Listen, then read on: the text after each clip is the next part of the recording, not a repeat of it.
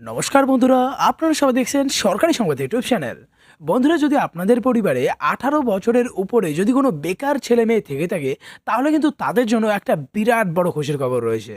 হ্যাঁ বন্ধুরা, আমরা যেমনটা ভালো মতোই জানি যে আবারও মুখ্যমন্ত্রী হয়েই কিন্তু মমতা বন্দ্যোপাধ্যায় তার দেওয়া সমস্ত প্রতিশ্রুতি এক এক করে পূর্ণ করে চলেছেন।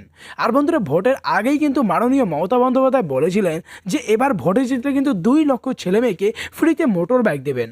আর বন্ধুরা, আবারও মুখ্যমন্ত্রী হয়েই কিন্তু তিনি তার প্রতিশ্রুতি পূর্ণ করার কাজ শুরু করে দিয়েছেন। লক্ষ্মীর ভান্ডারে বলুন, তরুণের স্বপ্ন বলুন, হাসির আলো বলুন, এসব দেখলেই কিন্তু বোঝা যায়।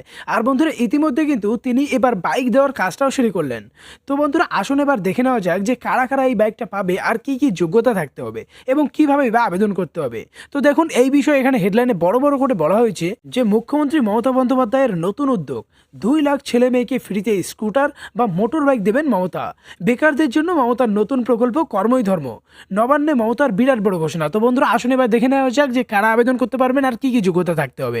তবে তার আগে বন্ধুরা, যদি আপনারাও চান যে আপনাদেরও বাড়ির প্রত্যেকটা বেকার ছেলে মেয়েকে এই বাইকটা করে দেওয়া হোক, তাহলে কিন্তু অবশ্যই ভিডিওটিকে একটা লাইক করে দেবেন।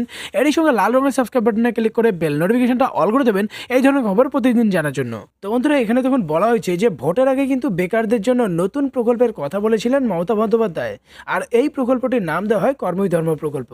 বন্ধুরা, মমতা বন্দ্যোপাধ্যায় জানিয়েছেন যে এই যে দেখবেন মাছওয়ালা মাছ বিক্রি করে একটা সাইকেল নিয়ে যায়, পিছনে একটা ঠান্ডা বাক্স থাকে। আমরা ঠিক করেছি সমবায় ব্যাংক থেকে 2 লক্ষ ছেলে মেয়েকে একটি করে বাইকের ব্যবস্থা করে দেবো।